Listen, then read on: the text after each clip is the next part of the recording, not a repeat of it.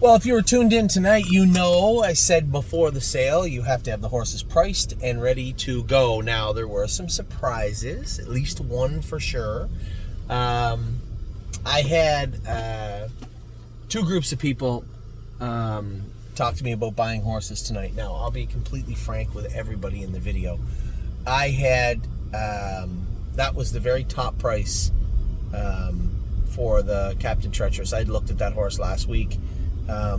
Daniel Cordina and a couple other people had really liked this horse, and to be quite frank, he was always going to be outside the bucket. I couldn't foresee a way that horse wouldn't be outside the bucket. Now, I'm sure there will be some shares left, and actually, if I can solidify who of this smaller group wants the shares, we might be able to put some of that horse up on the site. This was an incredible looking individual. We're going to do a video of him tomorrow, and you are going to see him. Now, I think I did a video of him, right? I did, for sure. Did a video of him. You can go back and look at him. We'll do another video of him tomorrow and look at him very, very close together. And I had told Daniel, we had looked at a number of horses together, and he wanted a really, really nice pacer. He liked Captain Treacherous. You know, when it comes to spending that kind of money, if I had to run across a Poppy Rob Hanover or a Tall Dark Stranger that I liked more, then that, so be it. But especially when you're getting such an accomplished sire like Captain Treacherous out of such a good family, it was really hard. And it was the individual himself that sold us on himself. It wasn't the pedigree page. It was not the video, his video in the field. It was him, right? This was a horse that was his mother, although, again, we see this a lot of times. Two foals. Both foals are so-so, and this is the third foal. Now, the second dam, again, that's where all the good stuff happens. Drop the Ball is in the third dam, or in the second dam, and a really, really good-looking pedigree underneath also. But again, all of this culminated on the horse. It actually started with the horse and then culminated on the horse. Daniel looked at me when we saw him at Kentuckiana. He said, "What do you think?" I said, "I don't foresee a way you could probably buy this horse for less than $200,000. Now, to be honest, I thought that Tall Dark Strangers would run hotter. There was some that went high, but there were some that went a little bit lower than I thought.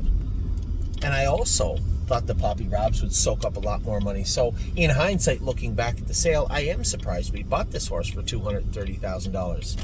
As I said to Daniel also, I said, you know, they had the bid at $225, asking for $250, and I waited and waited and waited till the last second, and I said $230.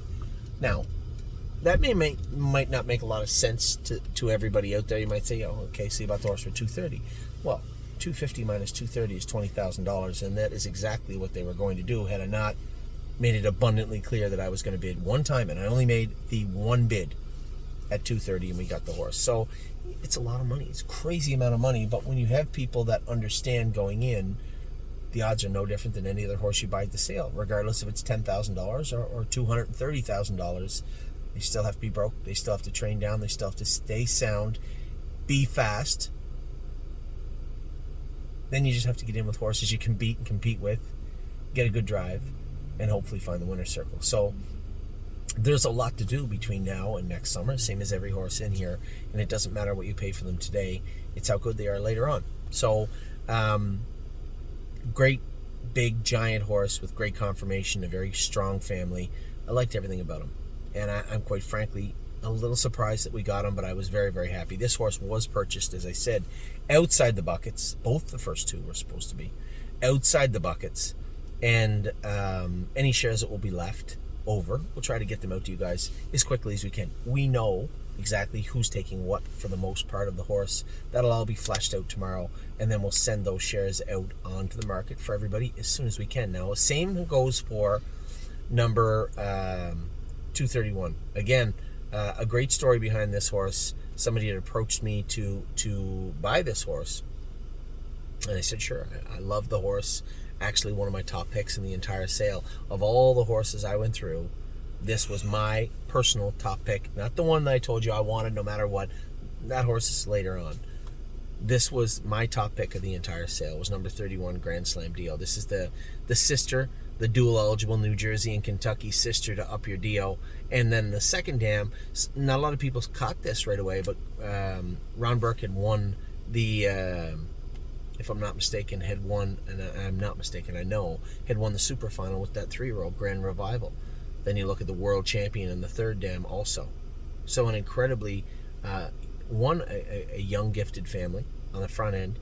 2, second and third dams are full of good horses. The super final winner in the second dam, a world champion in the third dam. Pretty hard not to love everything about Grand Slam Dio. I was surprised that maybe the propulsions took a little haircut tonight. There's no way in my mind that I thought we would be able to get this horse for $100,000. And as I had talked to, again, a similar but different group of people about this filly, she was again supposed to be outside the buckets because I thought she'd bring 300. And quite frankly, they did too. So we ended up getting this filly for a lot less than we thought. Now, is she going to find her way into the stable? I don't know. Into the stable buckets? I don't know. And this had to be done. I told you guys everything was very fluid at the sale.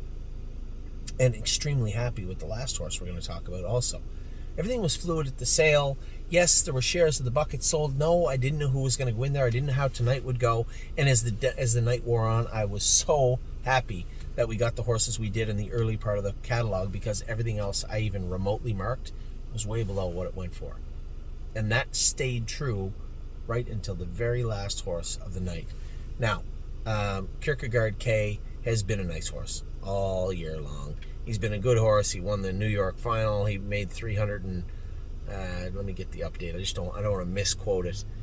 Now with 5 wins and $365,000 made, winner in New York, Yonkers, third in the Earl Beale Memorial. Just a really, really nice horse. This horse dual eligible. I know a lot of people are like, oh, New York, New York. If you're going to buy good horses for New York, there are plenty of our clients out there that want to be a part of a well-bred, exciting-looking New York bred. It's not a perfect fit for everybody in the stable, but a really, really nice horse nonetheless. This is a full brother, dual eligible horse. And he is a March 7th horse. He looked nice, this horse. I said he was a perfect size from New York, just a nice medium-sized horse. I actually had him marked at $120,000 today at lunch when we were talking. So there's very few horses I had marked at one price that price stayed true. I'm going to go through the wholesale catalog the first day just to see what I had thought, but I was off on a number of horses. I did bid on a number of horses also, but for me, I was really, really happy with what we accomplished today. For the stable, it's likely that only one of those 3 horses will end up in the stable buckets, but at the same time, you may see shares of all 3 of them show up on thestable.ca. I'm going to see what I can do and work with everybody here and everybody in the stable to get this done, but we'll see how everything plays out after tonight. Now, we had some racing today. Also, Wallop was also a winner. I think you're probably going to see Wallop end up on Gate tomorrow. For those people out there that are looking for a nice horse, 5 wins in a row, 2 wins in the 2 sire stakes. There's one more lag in 2 weeks, and then a final for, I believe, somewhere between $125,000 and $150,000. The reason being, when that series is over, we're probably going to have to rest him, and then when he comes back, he's going to be way up in class. So, is he an open type trotter? Maybe. But I think taking a look at what his dance card has left, where he's probably going to be 3 to 5 in the next lag going for 40, and then one of the big favorites in the final, I think it just makes a lot of sense. As I said to my partners today, $50,000 or $60,000 in hand is worth $110,000 in the bush possibly. So when it comes to Wallop, you'll likely see him enter. The free agency market come tomorrow. Not because there's anything wrong with him, quite the opposite, just because he's really, really good right now, and it makes the most sense from where I stand anyway. Again, we're always talking about saturation points and ceilings, and when you're looking at a horse with $6,000 or $7,000 made and a lot of money in his last 6, yes, that can be offset to a potential buyer by the opportunity to race for a lot of money, but what comes after that is what my job is to look at down the road. So that's what went on with Wallop. Very, very pleased and happy with his victory.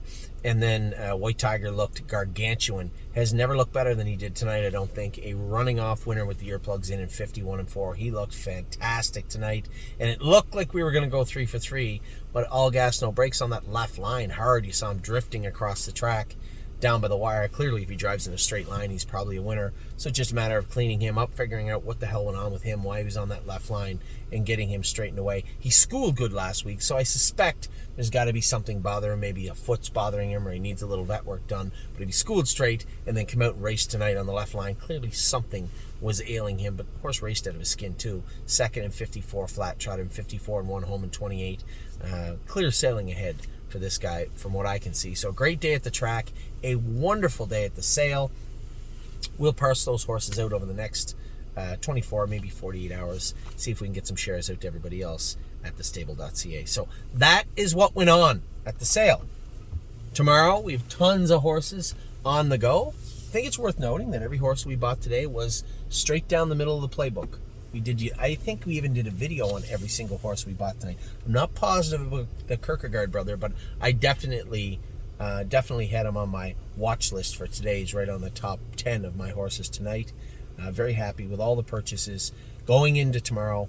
Still lots to do and a lot of really, really good looking horses. But as I said in the show, and I say it to you guys all the time, we're going to stick to the plan, and we certainly did tonight with the horses we purchased. So with that, I'm going to let you guys go. It was a great night in Lexington, great night at the track.